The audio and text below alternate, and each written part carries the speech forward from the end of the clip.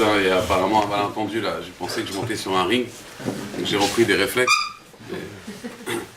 Donc en fait, ce soir, je voulais parler d'un thème. En vérité, c'est un thème sous-jacent dans les parachiotes qu'on est en train de lire actuellement. C'est un thème qui parle en fait des souffrances. C'est-à-dire, je ne vais pas vous mettre l'arsep ce soir, au contraire, je veux positiver tout ça. Vous savez, quand je suis arrivé à Marseille, il y a à peu près 10 ans, j'étais en Israël avant, quand je suis arrivé à Marseille, la première chose qui m'a frappé, c'est que dès que je demandais à quelqu'un un renseignement, ou j'allais à la poste, ou j'allais à la banque, la première réponse, quand c'était OK, c'était « il n'y a pas de souci ». Vous savez, c'est l'expression marseillaise, il n'y a pas de souci. Je ne sais pas si à Lyon il y a cette expression, il n'y a pas de souci, ou alors ils disent, il y en a à Paris c'est nos problèmes, il n'y a pas de problème. Mais il n'y a pas de souci, ça m'a marqué. Je me suis dit, pourquoi les gens disent il n'y a pas de souci? On a l'impression que le bonheur, c'est quand il n'y a pas de souci. Il n'y a pas de souci, monsieur. Mais d'accord, dis-moi oui, d'accord, il n'y a pas de problème. Et pourquoi il n'y a pas de problème? Pourquoi on parle de problème? Dites-moi d'accord, c'est tout. Pourquoi il n'y a pas de souci, il n'y a pas de problème? J'ai l'impression que les soucis, les gens, ils veulent vivre sans souci, d'accord? Et c'est normal. Yov, il dit qu'un homme, en réalité, il aurait préféré vivre et rester dans le ventre de sa mère. Dans le ventre de sa mère, il a à boire, il a à manger, il est tranquille. Et quelque part, l'être humain, il a envie de vivre une longue vie, tranquille, sans problème. Et on va essayer d'expliquer justement pourquoi justement c'est pas comme ça. Pourquoi on voit d'ailleurs dans la Torah, mais on va dire à deux axes, au niveau collectif et au niveau individuel, on voit la première chose, le peuple juif. Le peuple juif, il va souffrir. On est un peuple qui va souffrir, d'accord? Pourtant, on n'est pas une religion à caractère doloriste, on n'est pas pour la souffrance, mais on va souffrir. On va souffrir.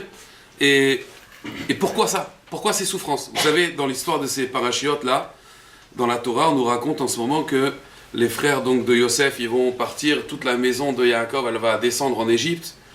Et en réalité, ce peuple, il va quelque part naître dans la souffrance. Pourquoi? Pourquoi on ne pourrait pas finalement grandir en Israël, tranquillement? Pourquoi aller en Égypte? Pourquoi subir l'esclavage? Et on sait très bien, on est poussé, hein. On est poussé, même si on a l'impression que c'est de la faute d'Abraham, c'est de la faute de Yaakov parce qu'il fait des différences avec ses enfants. Quelque part, on sent qu'on est poussé vers l'esclavage, vers ce destin-là, où on va aller en Égypte et on va souffrir. Pourquoi? Pourquoi finalement cette détermination vers la souffrance? Ça, c'est première chose. Donc pourquoi le peuple juif doit souffrir? Pourquoi il doit naître dans la souffrance? Ça, c'est la première question que j'ai. La deuxième question, c'est, au niveau individuel aussi, pourquoi, quelque part, un homme, il doit passer par ses souffrances? Pourquoi il ne pourrait pas vivre tranquille? Ça, c'est au niveau même individuel. Alors, pour ça, on va essayer de répondre un peu à ces questions. Vous savez que, donc là, on va commencer l'exil bientôt, l'exil d'Égypte. Et vous savez que Pharaon, c'était un roi très intelligent. C'était pas un idiot. C'était pas d'accord, c'est quelqu'un de très chacham. Et lui, ses voyants, ils lui ont dit, tu sais, il va y avoir un sauveur. Il va y avoir Moïse, le sauveur. Et ce sauveur, vous savez, ils avaient des renseignements qui étaient pratiquement exacts. Ce sauveur, il vient de la maison de Lévi, de la tribu de Lévi. Ah, très bien. Alors Pharaon, il a dit, vous savez ce qu'on va faire? Cette tribu de Lévi, eh ben, on ne va pas la servir.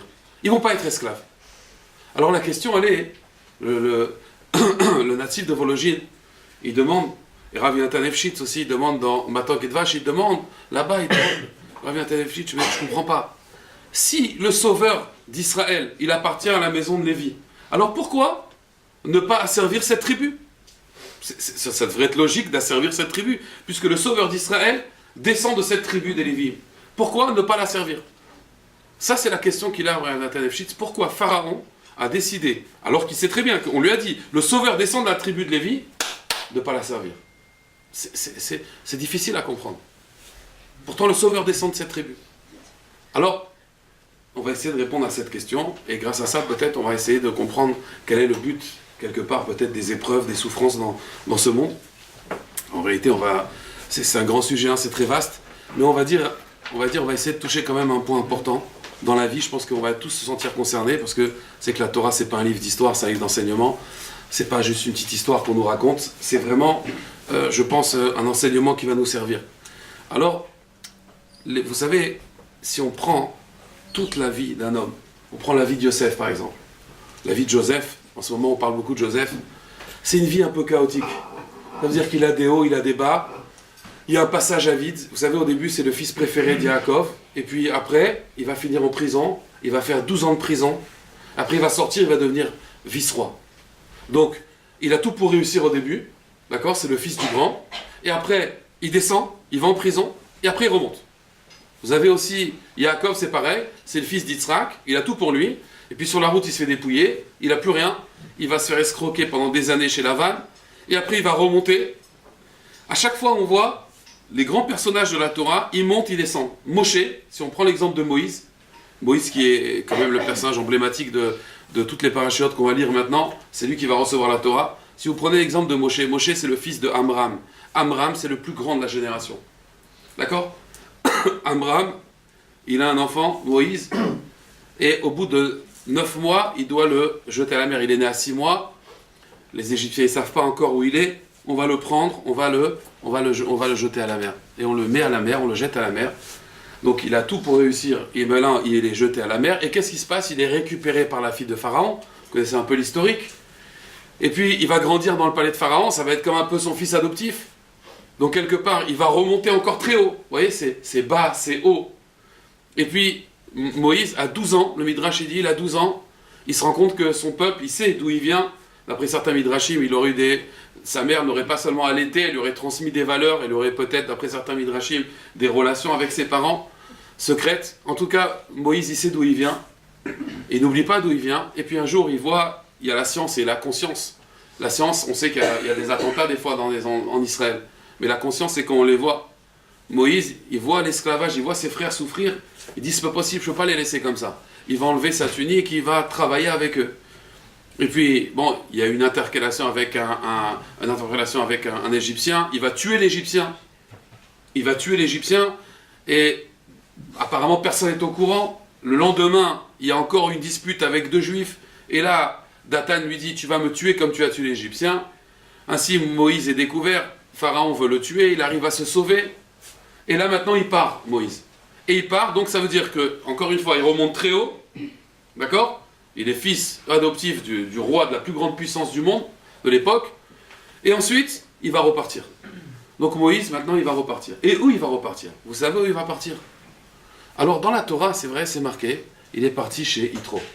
Yitro, ça veut dire qu'il est parti à Midian.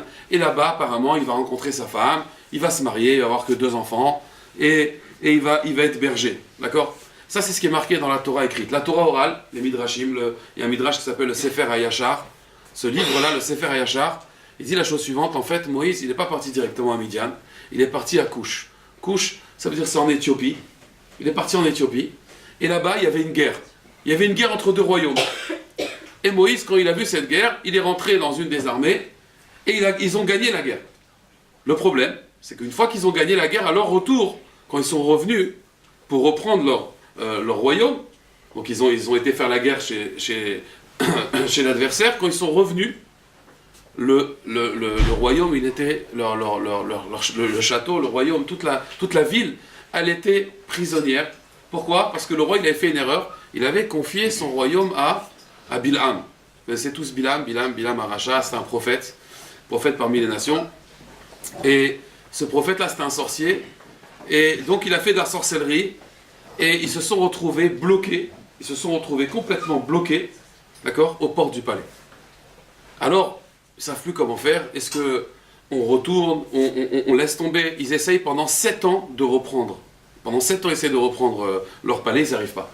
Ils n'y arrivent pas, c'est impossible, il y a de la sorcellerie de partout. Il y a un mur où il n'y a que des serpents. Pendant 7 ans, ils vont essayer. Au bout de 7 ans, le roi, qui était à l'époque le roi d'Éthiopie, va mourir. Il va mourir, et à ce moment-là, il faut nommer un nouveau roi. Et à qui on pense, bien sûr, qui est la personne, on va dire, qui est la plus digne à recevoir ce titre-là, c'est Moïse.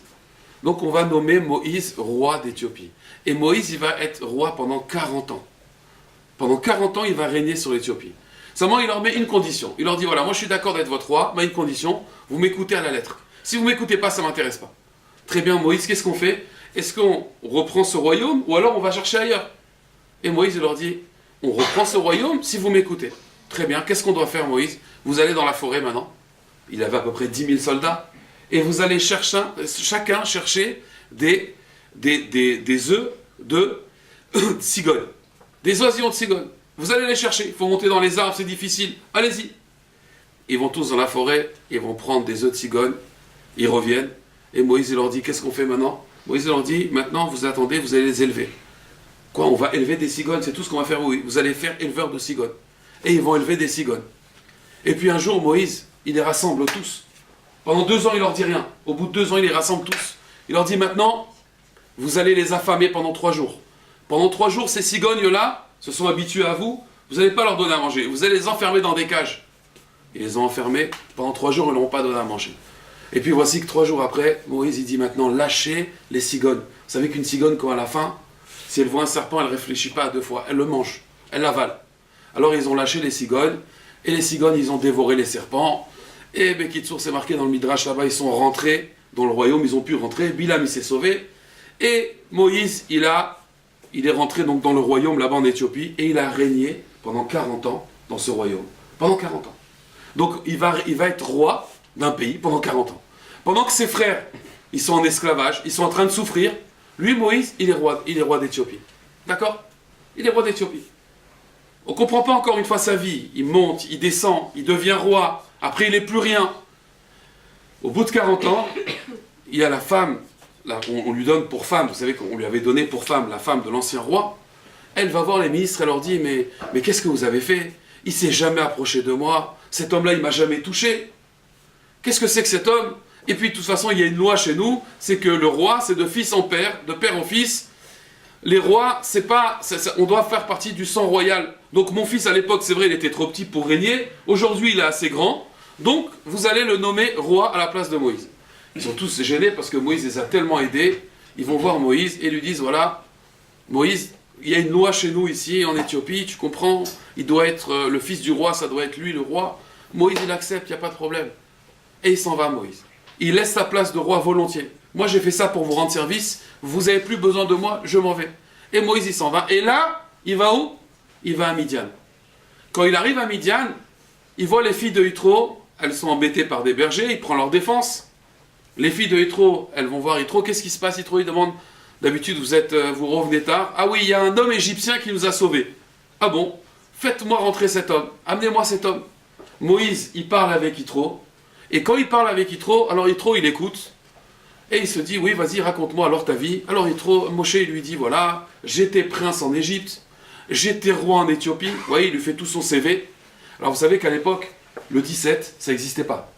Ça veut dire que si demain, il y a quelqu'un qui rentre chez moi, il pouvait aller nous rentrer dans une maison, dans une famille, il pouvait tuer toute la famille, il n'y a personne qui va bouger. Hein. À l'époque, c'était des installations, ils habitaient très loin, il n'y avait pas police secours. Yitro, il a peur. Il se dit, attends, c'est quoi ce type-là? Il vient, il était prince en Égypte, il était roi en Afrique. Vous connaissez un roi comme ça, au bout de 40 ans, on le renvoie? Un roi, en général, il a un CDI. Si on le renvoie, c'est qu'il a fait vraiment une faute professionnelle. Il s'est dit, celui-là, il est bizarre. Ce Moïse-là, il est très bizarre. J'ai très peur de cet homme. Qu'est-ce qu'il fait, Yitro? Yitro, il lui dit, ah Moïse, viens, je vais te faire visiter la maison. Il le fait tomber dans une trappe. Et il lui dit, voilà, désolé, moi, ton histoire, elle me paraît très louche. J'ai une famille à sauver, j'ai des filles ici. J'ai très peur de toi. Il l'enferme. Et il va rester, Moïse, pendant 10 ans enfermé dans une trappe. Pendant 10 ans. Donc suivez bien. 10 ans maintenant, il va être enfermé dans une trappe. Bien sûr, Tzipora, elle a tout de suite compris, sa future femme, elle a tout de suite compris à qui elle avait affaire. Elle voyait que c'était un homme bien. Donc tous les matins, il lui donnait à boire, à manger. Le père ne savait pas, Yitro ne savait pas. Et pendant 10 ans, Moïse, il va rester enfermé dans cette trappe. La question, encore une fois, c'est qu'est-ce que c'est que cette vie chaotique de Moïse? Ça peut être pareil pour tous les autres sadikim. Je parle de Moïse parce que ça va être maintenant la période. Il est prince, il est roi, après il est exilé, et maintenant il est dans une trappe pendant 10 ans. Alors, au bout de 10 ans, Tzipora, elle va voir son père et lui dit, tu sais papa, cet homme-là, tu te rappelles, il y a 10 ans? Oui. Oui, alors, j'entends du bruit dans la trappe. Ah, ça doit être des souris. Non, mais j'entends du bruit, je crois qu'il est toujours vivant. Écoute, ma fille, 10 ans, il n'a pas bu, il n'a pas mangé. S'il est toujours vivant, cet homme-là, il est incroyable. Et il dit, tu sais, il descend de la famille d'Yaakov, de la famille d'Abraham. Sa famille, c'est pas n'importe qui, c'était Yosef, son grand-père. Yosef, c'était quelqu'un qui a sauvé l'Égypte. Tu sais, c'est des gens qui ont des miracles. Tu devrais aller voir. Allez, ma fille, je vais te faire plaisir, on va aller voir. Il ouvre la trappe et qu'est-ce qu'il voit? Il voit Moïse qui lui dit, oh, ouvre-moi la porte. Ouais, vous connaissez la musique, là, ouvre-moi la porte. toi qui as la clé. Non, ça c'est bon, c'est trop moderne pour vous, mais voilà. Vous êtes encore trop jeune. Et donc, Moïse, il lui dit, ouvre-moi la porte, il lui donne une corde, il le fait monter, et là il s'excuse. Il s'excuse, il dit, écoute, 10 ans tu es resté dans une cave, vraiment je t'ai sous-estimé. Moïse, il va maintenant remonter. Et puis il va être dans le jardin de Yitro. Et dans le jardin de Yitro, qu'est-ce qu'il va voir? Il va voir un bâton. Un bâton. Et dans ce bâton, il va voir le nom d'Hachem. Il va dire, c'est quoi ce bâton? Il s'approche du bâton, et Yitro, il se dit, mais ce bâton-là, ça veut dire qu'il appartenait ce bâton à Adam Arishon, au premier homme. Il a transmis à Noach.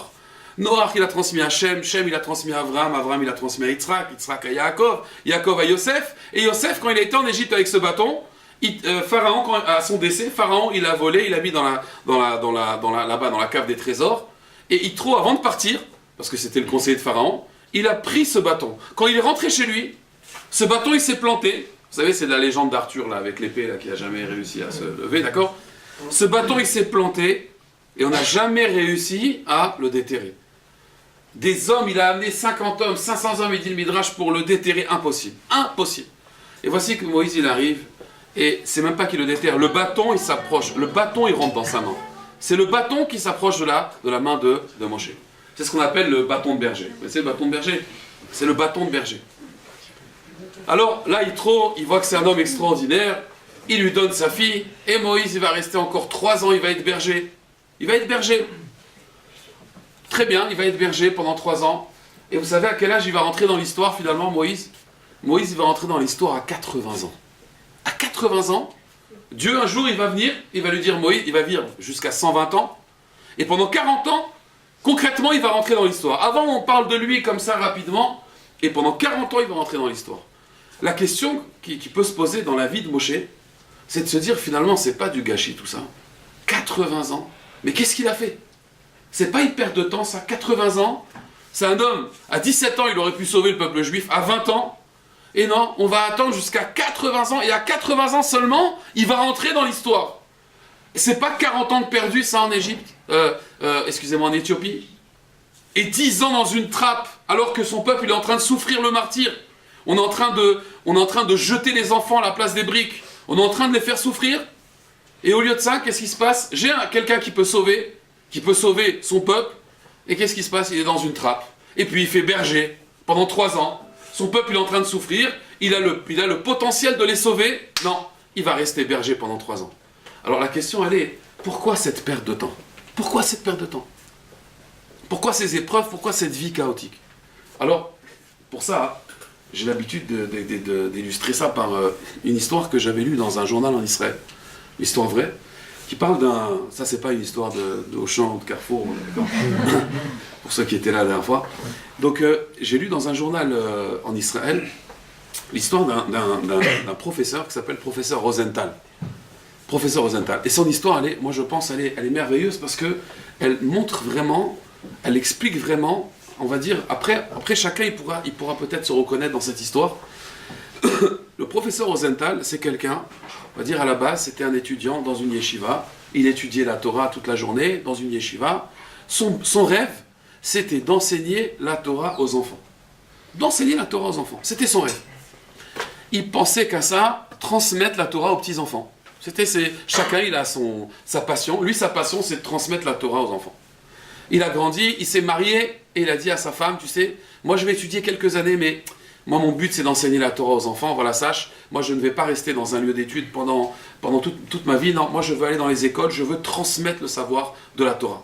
C'était quelqu'un qui a beaucoup de savoir, une grande pédagogie, et sa femme, bien sûr, elle l'encourage, il n'y a pas de problème, mon mari, tu y arriveras. Il se marie, il étudie 3-4 ans dans un kollel. Dans un kollel, c'est un endroit où donc, on étudie la Torah toute la journée. Et voici qu'il est maintenant à maturité, et il va prendre un premier poste d'enseignant, donc dans une école. Alors, vous savez qu'aujourd'hui, malheureusement, les enseignants, aujourd'hui, enseigner, c'est très difficile. Les enfants, ils ont beaucoup changé. Hein. Les enfants, ils sont très difficiles aujourd'hui, c'est pas évident. Enseignant, c'est vraiment, je dis kepchuto, c'est enseignant. D'accord? C'est un mot composé, c'est enseignant aujourd'hui. Enseigner, c'est très difficile. C'est très très difficile. Le problème, c'est que cet homme-là, il a tout. Il a de la connaissance, il a tout. Mais il a un problème. Il manque de poigne. Il n'arrive pas à tenir sa classe. Vous savez, il n'y a pas un plus grand guéhinam, il n'y a pas un plus grand enfer. Quelqu'un qui va enseigner dans une classe et que les élèves, on n'arrive pas à les tenir. C'est terrible. Je le souhaite à personne. C'est vraiment terrible. Une personne qui rentre dans une classe, qui veut faire son cours, et les élèves ne lui laissent pas faire son cours, je crois qu'il n'y a pas une plus grande capara dans le monde que ça. C'est terrible. Et alors il commence son cours, et les élèves, ils sautent sur la table, ils n'écoutent pas. Et lui, le pauvre, il n'a pas de poigne. Alors il va passer 1 an d'enfer dans cette classe. Et au bout d'1 an d'enfer, on lui dit, écoutez monsieur, désolé, mais vous ne pouvez pas continuer à enseigner dans cet établissement, c'est une catastrophe, c'est vrai, vous êtes bien, vous êtes motivé, mais regardez les enfants, c'est la foire, c'est pas possible. Il va changer d'école, il va faire une autre école. Et puis il est têtu, hein. Il est têtu, c'est un ashkénaze, il est très têtu, ça y est que, il va continuer, il veut enseigner, et à chaque fois qu'il fait cours, c'est le désordre. C'est la foire dans son cours, personne n'écoute, c'est terrible. 2 ans, 3 ans, 4 ans. Au bout de 5 ans, vous savez, il commence un peu à tomber en iouche. Vous savez ce que c'est le iouche? Le iouche en hébreu, c'est le désespoir. Vous savez, c'est quoi quelqu'un désespéré? C'est quelqu'un qui rentre chez lui, il veut rester qu'en pyjama. Il veut pas sortir. Il veut rester qu'en pyjama. Ça veut dire que, voilà, il veut rester en pyjama toute la journée, il veut plus bouger de la maison.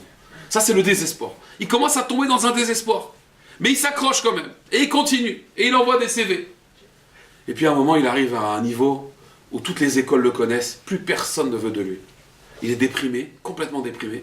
Et sa femme, elle entend qu'elle a un ami d'enfance à elle qui a ouvert une école. Une nouvelle école. Elle l'appelle. Comment tu vas? Oui, alors j'ai appris, il s'appelle Mordechai, il l'appelle Moti. Moti, j'ai appris que tu as ouvert une nouvelle école. Tu sais, mon mari... Ah non, ton mari? Non, ton mari, on le connaît. Ton mari, ça m'intéresse pas. Ton mari, je sais comment il s'occupe des élèves. Ça m'intéresse pas. Et puis, voici qu'elle pleure. Et une femme qui pleure, c'est difficile de lui refuser quelque chose. Elle pleure. Je t'en supplie, regarde, le pauvre, tu sais, en vérité, il a des compétences. Laisse-lui une chance. Allez, elle accepte. Il accepte, et il le prend dans son école. Au bout d'1 an, il lui dit, voilà, ça y est, c'est fini. Je peux plus. Et elle pleure encore. Donne-lui des plus grands peut-être. Avec les petits, ça va pas. Donne-lui une classe plus grande. On lui donne une classe plus grande. Ça va pas. Mets-lui un surveillant. On lui met un surveillant. Mais dès que le surveillant a le dos tourné, c'est la foire. C'est pas possible. 4 ans, il va s'accrocher dans cette école. Au bout de 4 ans, il lui dit, ça y est, c'est plus possible. Ton mari, j'en veux plus. Tu pars. Va-t'en. Tu m'as tué mon école. Il part. Il rentre chez lui, déprimé. Et voici que sa femme, elle, c'est une tzadékette. Elle veut le bien de son mari. Bon, elle croit vouloir des fois le bien de son mari, alors elle insiste, elle est têtue. Et elle regarde une annonce dans le journal, et elle voit, il y a une école qui s'appelle l'école du Kfar. Alors je vous explique, en Israël, c'est un peu comme en France. Vous savez, il y a des fois des écoles pour... vous savez, il y a l'ORT. Vous connaissez l'ORT?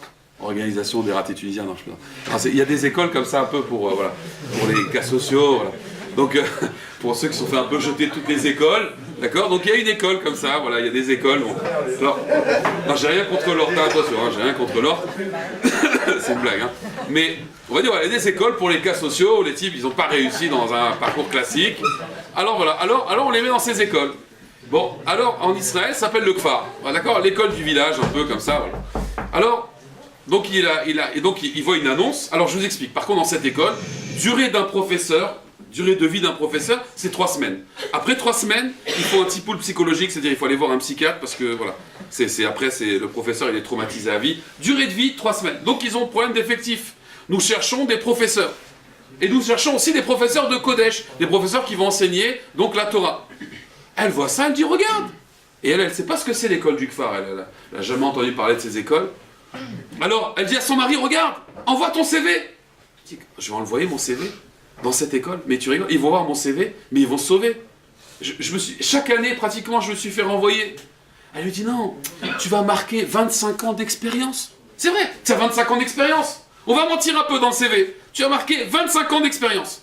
Il envoie son CV, 25 ans d'expérience, voilà. Il reçoit un recommandé au bout de 48 heures. Un recommandé, monsieur, venez, Baruch haba, merci, venez dans notre école. C'est un grand honneur pour nous de vous avoir. Il est tellement touché par la lettre du directeur, il se dit, allez, je vais tenter une dernière fois ma chance. Il va dans cette école. Dès qu'il arrive, le jour de la rentrée, le directeur, il attend. Dès qu'il rentre dans l'école, le directeur, il lui prend dans ses bras, il dit, merci monsieur, merci de venir dans notre école, merci. Lui, il ne comprend pas. Il ne sait pas ce que c'est l'école du Kfar, le pauvre. Il n'a jamais vu ces écoles-là. Alors, Le directeur, il amène, voilà, je vous présente vos élèves. Et puis d'un coup, qu'est-ce qu'il voit? Il voit que le directeur se sauve, il ferme la porte. Et là, il voit des élèves qu'il n'a jamais vus. L'autre, il est avec son Walkman. L'autre, il est en train de jouer aux cartes. L'autre, il est en train de jouer à la roulette russe là, avec son couteau. D'accord? Tous, voilà, l'autre, il fume sa cigarette, voilà, tranquille. Et alors, il commence à dire bonjour, ouais, bonjour, bon, ça va, c'est bon. Allez, fais ton cours, laisse-nous tranquille. Bon, alors lui, le pauvre, il a pris l'habitude. Hein. Il fait cours aux tables et aux chaises. Il a l'habitude, il sait que personne l'écoute. Alors il commence à faire son cours, il écrit la date au tableau, il commence à parler à la table, aux chaises, et il fait son cours. Il a l'habitude, il est habitué à parler à personne, à parler aux tables et aux chaises. Alors il fait son cours, et il tient pendant 3 mois. C'est le record. Hein.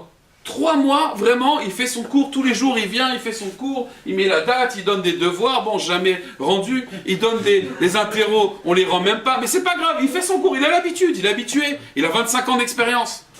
Et puis voici qu'un jour, il dit à sa femme, il dit stop, ça y est, vous voyez, un têtu, des fois, il a une limite, ça y est, je vais arrêter l'enseignement.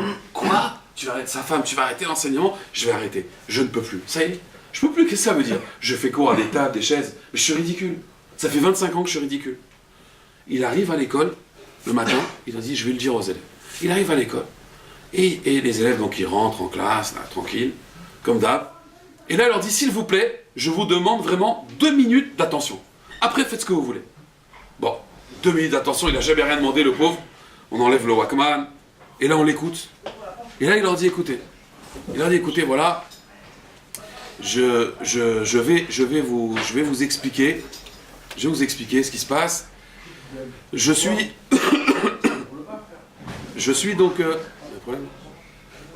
donc dans l'obligation de vous dire que je vais arrêter d'enseigner. Je vais arrêter d'enseigner. Très bien. Je vais arrêter d'enseigner. Pourquoi? Je vais arrêter d'enseigner parce que donc il commence à leur raconter que je ne peux plus faire cours aux tables et aux chaises. Et alors, les élèves, la première réaction qu'ils ont, c'est quoi? C'est, mais pourquoi?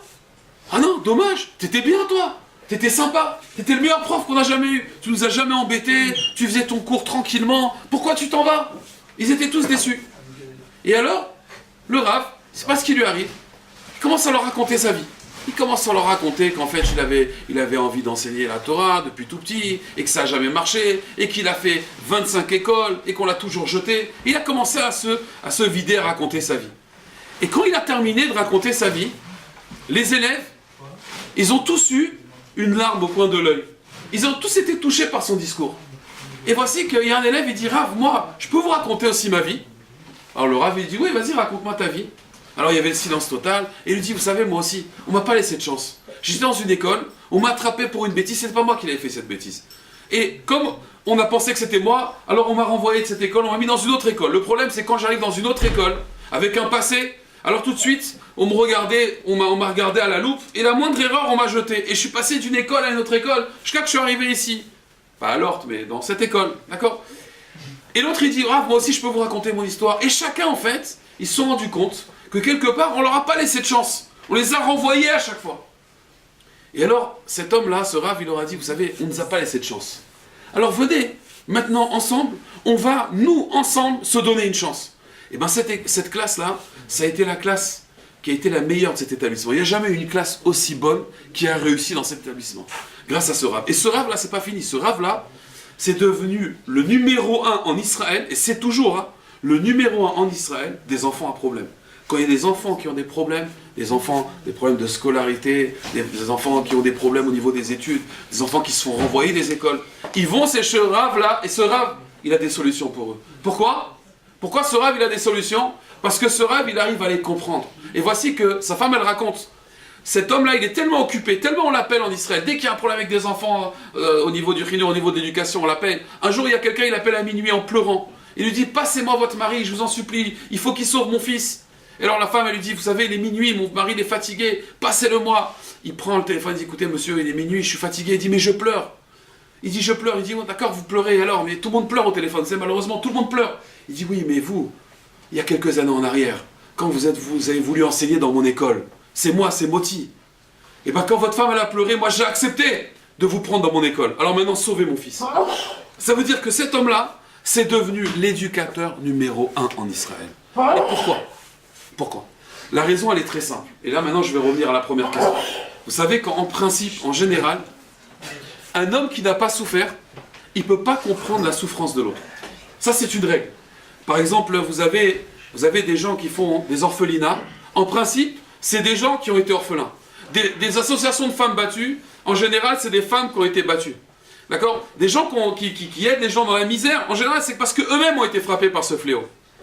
Pharaon, lui, il s'est dit quoi? Il s'est dit, Moïse, cet homme-là, s'il ne souffre pas, il ne pourra pas comprendre son peuple. C'est impossible. Donc, qu'est-ce que je vais faire? Je vais faire en sorte que, justement, sa tribu, elle ne soit pas asservie. Parce que s'il ne connaît pas la souffrance, alors il ne pourra jamais les délivrer. Parce qu'il n'aura aucun rapport avec son peuple. Donc, Pharaon, il s'est dit, moi, la tribu des Lévi'im, je ne vais justement pas les asservir. L'idée, elle est, en vérité, très puissante. Aujourd'hui, vous avez même des gens au gouvernement. Ils ne savent même pas combien ça coûte une baguette. Ils ne savent même pas combien ça coûte ils ne savent même pas combien on est payé au SMIC. Et c'est des gens qui vont vous gouverner, ça. C'est des gens qui ne savent même pas ce que c'est, d'accord? C'est pas des gens qui ont vécu dans une famille moyenne où le père il faisait 18 heures par jour et il ne s'en sortait pas financièrement. C'est des gens qui n'ont aucune notion de ce qui se passe dans la société. Ça, ces gens-là, ils ne peuvent pas vous aider. Ils ne peuvent pas vous aider. C'est théorique. Ils vont fixer des salaires, ils vont fixer des impôts, mais ils ne peuvent pas vous aider. Ils sont dans la théorie. Akadosh Baruch Hu, ce qu'il voulait, c'est quoi? C'est que le peuple juif, c'est le peuple de la lumière. Le peuple juif, il passe par des souffrances, mais pourquoi? Pour qu'on puisse être formé. La vie est une formation. Moshe, c'est 80 ans. C'est pas que 80 ans qu'on met à la poubelle. C'est 80 ans de formation. Cet homme-là, c'est 25 ans là. C'est pas 25 ans d'échec qu'il a eu dans les écoles. C'est 25 ans de formation. Pendant 25 ans, cet homme, il s'est formé à devenir un homme qui va comprendre un enfant qui a des problèmes. Un enfant qui se fait renvoyer d'une école. Parce que lui-même s'est fait renvoyer d'une école. Pour comprendre ces enfants-là, pour avoir son rôle extraordinaire de sauver des enfants, il faut que lui-même il passe par là. Il faut que lui-même il se fasse virer, il se fasse jeter, pour qu'il comprenne c'est quoi un enfant qui se fait jeter d'une école. Moïse, il va passer 10 ans. 10 ans dans une trappe. Pourquoi? Parce que Moïse, il a besoin de connaître la souffrance. Si je ne connais pas la souffrance, je ne peux pas comprendre l'autre. Quelqu'un qui n'a pas souffert, il ne peut pas comprendre quelqu'un qui n'a jamais, qui est en train de souffrir. Quelqu'un qui souffre là devant toi, toi tu ne sais pas ce que c'est la souffrance. Toi tu ne sais pas ce que c'est te lever de table et avoir faim encore. Tu as faim encore, mais tu ne peux pas manger pas parce que tu veux pas, parce que tu fais un régime. Non, parce que il n'y a pas de possibilité de terminer. Voilà, tu n'as que ça à manger. Tu ne sais pas ce que c'est de te lever de table et avoir faim. Donc tu ne peux pas comprendre l'autre qui est dans la misère. Pourquoi quand on passe dans la rue et on voit des SDF des fois, on ne peut pas les comprendre. On va passer, on va être indifférent. Pourtant il est dans le froid, il a faim. Pourquoi? Parce que je ne suis pas passé par là. Donc j'ai du mal à le comprendre. Akadosh Baruch Hu, qu'est-ce qu'il a fait? Il a fait en sorte que Moïse, lui, il passe toutes ces épreuves. Pourquoi? Pour qu'il arrive à comprendre son peuple. Pour qu'il soit formé. Pour qu'il sache c'est quoi un roi. Il va être 40 ans roi. Parce qu'il va parler après à Pharaon. Donc il faut qu'il sache ce que c'est un roi. Donc il va grandir dans le palais de Pharaon. Mais lui-même va être roi. Parce que tout ça, ça va l'aider à quoi? À sa formation. Mais il doit aussi souffrir. Et il doit aussi être un berger. Vous savez que tous nos ancêtres, ils étaient des bergers. Parce qu'un berger, vous savez, un berger, des expériences, on les fait d'abord sur les animaux. Un berger, il doit être attentif à son troupeau. Dieu, il s'est dit, Moïse, lui, il est attentif à son troupeau. Maintenant, je peux lui confier mon peuple. Moïse, il est passé par là. On va dire, le peuple juif, il doit passer par là, mais pourquoi? Vous savez, à Marseille, ils sont passionnés du football. Alors, je vais vous dire, il y a des fois, moi je prends l'exemple de jeter on va dire une boulette de papier dans la corbeille. D'accord? Vous savez, vous prenez une boulette de papier, puis vous la jetez dans la corbeille, et des fois ça marche. Et pourtant vous la jetez n'importe comment, et puis à la fin on voit qu'elle atterrit dans la corbeille. Ouais, vous avez remarqué? Des fois vous la lancez droite, et des fois vous la lancez n'importe comment, elle atterrit dans la corbeille. Des fois au football aussi c'est pareil. Vous avez une frappe qui est droite, la balle elle va rentrer directement dans les cages, et des fois vous avez une frappe qui est enveloppée. D'accord? Donc on a l'impression qu'elle va passer complètement dans les gradins, la balle. Et puis finalement, elle rentre dans le but. Donc en fait, si vous voulez, l'idée, c'est que des gens comme Yosef, comme Moïse, comme le peuple juif, on a l'impression, des fois, on va dans les gradins. Ça veut dire qu'on a l'impression qu'en fait, on perd notre temps. On a l'impression des fois que, mais pourquoi finalement j'ai grandi dans telle famille ou telle famille? Pourquoi je ne suis pas né dans une famille directement, peut-être, je ne sais pas, plus religieuse, ou une famille plus équilibrée? Pourquoi je suis passé dans cette famille, des fois, et les gens me disent, mais qu'est-ce que je fais dans cette famille de dingue? Je suis dans une famille de dingue, mais je ne comprends pas. Mais pourquoi j'ai eu ces parents? Et pourquoi j'ai eu tel ami ou telle personne? Alors, c'est vrai, on a l'impression que, d'accord, on va nulle part. On va nulle part. Comme la balle, elle va nulle part. Et puis à un moment, on comprend qu'en fait, non. Tout ça, c'était pour arriver au but. Tout ça, c'était pour arriver au but. Yosef, Même Moïse, quand il arrive, il est 10 ans dans une trappe, il est 10 ans dans une trappe, il se dit, mais qu'est-ce que je fais là? Et pourquoi j'ai rencontré un fou de Yitro qui me prend, il me jette dans une trappe? Mais qu'est-ce que je suis en train de faire ici? Il se retrouve en Éthiopie. Mais qu'est-ce qu'il fait au milieu des Africains? Il devient roi. Mais il se dit, mais qu'est-ce que je fais là? Yosef, il se retrouve en prison.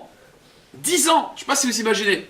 On est 10 ans en prison. Il va sortir, 12 ans en prison. Il va sortir dans 2 jours.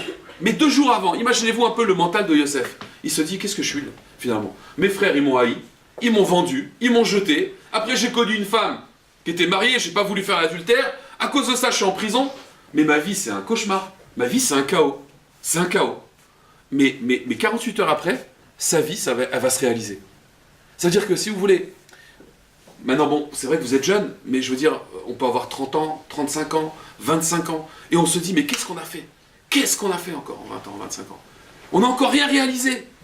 Et on a perdu du temps des fois. Des fois, on a fait des études qui ne nous correspondaient pas. Et on a changé de branche. Des fois, on se dit, mais pourquoi j'ai perdu mon temps avec elle ou avec lui? Mais c'est une perte de temps, tout ça. Non, il n'y a pas de perte de temps. Il n'y a pas d'accident. Il faut savoir que dans la Torah, il n'y a pas d'accident. Les accidents n'existent pas. Tout est une formation. La Torah, c'est une formation. Une formation, ça veut dire qu'on va passer par des étapes. On ne comprend pas pourquoi. Moïse, il va passer par des étapes, il ne comprend même pas qu'est-ce qu'il fait dans une trappe. Mais plus tard, il va réussir à comprendre. Le peuple juif, c'est un peuple qui a été fondé dans la souffrance. Dans la souffrance. La souffrance la plus terrible. On est passé après par des pogroms. Mais comment on est né? On est né dans la souffrance. On est né dans l'esclavage. Le peuple, vous savez, avant c'était une famille. On était 70 personnes, 70 nefesh. On est rentré en Égypte. On est devenu un peuple. Mais on est né dans la souffrance. Et pourquoi telle souffrance? Parce que cette souffrance-là, c'est ça qui va nous former. C'est pour ça que jusqu'à aujourd'hui, on est là. On a été formés. Le peuple de la lumière, c'est le peuple juif. Si je ne peux pas comprendre l'autre, je ne peux pas exprimer de la lumière. Je ne peux pas éclairer l'autre. Pour éclairer quelqu'un, il faut que je le comprenne. Pour le comprendre, je dois passer par ces expériences, par des souffrances, par des épreuves, qui vont me former justement à mon rôle. Le peuple juif, il est obligé de passer par là. Donc si vous voulez, quelqu'un il va me dire, mais à quoi ça sert? Pourquoi le peuple juif, il n'a pas grandi en Israël? Pourquoi on est passé par l'Égypte? Si on serait resté en Israël, on serait devenu peut-être la principauté de Monaco, vous savez, voilà, tranquille, d'accord, on est le peuple élu. Non, le peuple élu, il a un devoir. Plus on a un rôle important, et plus on doit passer. On doit passer par des épreuves, pourquoi? Pour nous former. Les épreuves, donc, en vérité, elles ne sont pas là pour nous casser, elles sont là pour nous former. La vie, c'est une formation. C'est pour cela que Pharaon lui-même, qui était très intelligent, d'après certains, c'était même le même Pharaon qui a connu Yosef, d'après un avis dans la Gemara, dans Masechet Sota. Et pourquoi il était intelligent? Parce qu'il s'est dit, ce sauveur-là, s'il ne connaît pas l'esclavage, il ne pourra pas les comprendre. Seulement, Kadosh Baruch Hu, lui, il avait décidé autrement. Il a dit, on va le former. Et dans la douleur aussi. Parce qu'il doit comprendre son peuple. Il doit comprendre son peuple. Dieu lui-même, vous savez que Dieu, quand il est apparu à Moïse, il est apparu dans quoi? Dans un buisson. Pourquoi un buisson? Un buisson avec des ronces, pourquoi? Pour leur dire, moi aussi, je suis dans la souffrance. Mais on ne peut concrètement se réaliser et comprendre les autres que si on n'est pas passé par cette épreuve-là, on ne peut pas y arriver. Et ça, je vous dis, ça, c'est une réalité. On le voit tout le temps. Des gens qui ont créé des orphelinats, qui ont créé des choses extraordinaires pour les autres, c'est des gens qui sont passés par cette souffrance. La théorie, comme je vous dis aujourd'hui, le gouvernement aujourd'hui, des gens qui vont soi-disant nous diriger, d'accord? Qui vont faire que des boulettes, pourquoi? Parce qu'ils ne connaissent pas. On leur demande une baguette, ils ne savent pas ce que c'est. Une baguette, ils ne savent pas. Le SMIC, ils ne savent pas. C'est des gens qui n'ont pas passé cette expérience-là. Ils ne peuvent pas comprendre. Donc la vie d'un juif, si vous voulez, dans la Torah, c'est qu'il y a un passage, on a l'impression qu'on est complètement aucun rapport avec notre but. Ça veut dire, c'est comme, je vous dis, le foot, là. Il y a la balle, elle va passer, on a l'impression qu'elle va passer dans le stade, dans les gradins, chez les supporters, et puis d'un coup, il y a un revers, et elle rentre. Et il y a but. Ça, c'est, si vous voulez, l'idée de la Torah par rapport aux épreuves. L'idée de la Torah par rapport aux épreuves, c'est qu'en réalité, ne crois pas que ta vie, elle est chaotique, tu ne dois pas fragmenter ton existence. Si on fragmente, alors on se dit, bon, bah voilà, j'ai une étape, d'accord, j'ai l'adolescence, après je fais des études, et après ça, et je fragmente. Et là, je peux faire une dépression. Parce que c'est vrai que ce qui est dangereux dans l'épreuve, c'est quoi? C'est qu'on se dit, bon, bah, je vais finir cette épreuve, c'est pas possible. Yosef, il aurait pu se dire, mais Ça y est, je suis en prison, c'est pour tout le temps. Vous savez que Yosef, à l'époque, quand il était en prison, c'est pas la prison d'aujourd'hui, on fait appel, il y a la cour de cassation. À l'époque, la prison, c'était, voilà, tu es en prison, c'est jusqu'à la fin de ta vie. Tu as été accusé, il n'y a même pas d'avocat, il n'y a même pas de jugement, il n'y a rien. Donc Yosef, pour lui, c'était clair, je vais rester en prison toute ma vie. Mais Yosef, lui, il avait cette force de quoi? De ne pas fragmenter les choses, de se dire au contraire.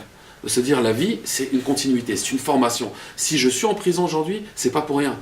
C'est parce que Yosef, il avait besoin de connaître aussi toute la société pour diriger. Yosef, vous savez, ça a été l'homme qui a régné 80 ans en Égypte. On n'a jamais vu un roi qui a régné 80 ans sans s'être écarté. Pourquoi? Parce que Yosef, lui, justement, il est passé par toutes les étapes. Il est passé même par le bas de la société, par la prison. Il a connu c'est quoi la prison. Donc là-bas, il a connu la déchéance, il a connu les gens les plus bas. Et donc de là, après, il peut comprendre la société. Yosef, c'est quelqu'un qui a eu un vrai parcours. Si vous voulez, en d'autres termes, dans le Ham Israël, ceux qui dirigent le Ham Israël, on voit bien avec Moshe, avec Yosef, c'est des hommes de terrain. Il faut être un homme de terrain. Il faut avoir vécu. Et Akadosh Baruch Hu, il va te faire cette expérience-là. Hachem, il va prendre la personne et il va lui faire connaître ces expériences. Pourquoi? Pour que justement après, il puisse comprendre en vérité les autres. Et le peuple juif, il faut savoir que, ça il faut le savoir, c'est très important, c'est vrai qu'on est en galoute, on est maintenant aujourd'hui dans l'ère vulgaire en 2017, il faut savoir que le peuple juif, c'est le peuple élu. Quand on dit peuple élu, c'est pas une formule magique, on est le peuple élu, c'est-à-dire que normalement, on est le peuple qui doit amener la lumière dans le monde. Donc comprenez bien, si aujourd'hui, vous ne comprenez pas pourquoi il y a l'antisémitisme, pourquoi les gens nous haïssent, c'est parce qu'on a un rôle. Ce rôle-là, c'est quoi? C'est de comprendre les autres, c'est d'amener la lumière dans le monde. Or, on ne peut pas amener la lumière dans le monde si nous-mêmes, on ne sait pas c'est quoi l'obscurité. Vous savez que même, c'est vrai que ce n'est pas des gens très religieux, mais même l'initiative de Médecins du Monde, vous savez que c'est des juifs. Toutes les initiatives comme ça, humanistes, d'accord, vous savez que même en Israël, quand il y a des attentats, quand il y a des tremblements de terre dans tous les pays du monde, à chaque fois vous avez une équipe israélienne qui est sur place. Vous avez un Magin David Adom qui est sur place. Même dans des pays où on n'a aucun lien, les Juifs ils se sentent obligés d'aller aider. Ça, c'est ce qu'on appelle la lumière par rapport au Mot Haolam. Or la Goïm. Or la Goïm, ça veut dire une lumière pour les nations. Le peuple juif, il doit être une lumière pour les nations. Et c'est pour ça qu'il est passé par toutes ces catastrophes-là, tout cet antisémitisme, et jusqu'à maintenant, il y a des persécutions. Pourquoi? Parce qu'on est la lumière du monde, donc on est obligé de passer par là. Mais ça, encore une fois, après, il faut le comprendre. Il faut comprendre quel est notre rôle. On a un rôle très important. Le rôle d'être juif, c'est pas seulement juste de faire Shabbat, de manger kasher, d'accord, de jurer sur la Torah, d'être darka. Le peuple juif, c'est beaucoup plus que d'être feuge, d'accord. Juif, c'est un rôle très important. C'est un rôle très important. C'est une mission de tous les jours et d'éclairer les autres. Vous savez que ce qui est très important en tant que juif, la base, je vous parle. Notre mission, c'est de faire Kiddush Hashem. Kiddush Hashem, sanctifier le nom de Dieu. Sanctifier le nom de Dieu, ça veut dire, on est dans la rue, on se comporte bien, on montre qu'on est juif, on est en voiture, on va laisser passer des gens, on va pas doubler, on va pas couper la priorité, parce qu'on a une kippa, on doit montrer l'exemple. Le peuple juif, il a un rôle de Kiddush Hashem. Le Kiddush Hashem pour Akadosh Baruch Hu, c'est très important. Donc si vous voulez, ce rôle de Kiddush Hashem qu'on a, il va venir à travers justement les souffrances qu'on a passées, les étapes qu'on a passées, la formation qu'on a eue pendant 5000 ans d'histoire, qu'on a essayé de nous exterminer. Cette expérience qu'on a, c'est pour apporter aux autres. Et c'est pas, Chazé Shalom, de l'orgueil, c'est pas de l'orgueil de se dire on est juif, on est le peuple élu, donc voilà, on a le beau rôle. Non, au contraire. Les sages nous disent Bishvili Nivra Olam. Le monde a été créé pour nous. Qu'est-ce que ça veut dire le monde a été créé pour nous? C'est pas le monde a été créé pour moi, pour kiffer. Le monde a été créé pour moi, c'est-à-dire pour qu'est-ce que j'ai comme devoir. Vous savez, on se regarde dans la glace et on peut regarder, on a des droits, on a des devoirs. Alors il y a des gens qui se regardent dans la glace, ils se disent bon, voilà, je suis beau gosse, donc voilà, je peux estimer ça, je suis intelligent, j'ai fait tant d'études. Ça, c'est les droits. Ce qui est intéressant, c'est voir quels sont mes devoirs. Qu'est-ce que je peux apporter à l'autre? Ça, c'est le devoir des juifs. Ça, c'est le but d'un juif. Il va regarder ses devoirs. Mais encore une fois, grâce à quoi? Grâce à toute cette formation qu'Akadosh Baruch Hu nous a fait. Voilà. Ça, c'est, si vous voulez, l'idée des épreuves. Merci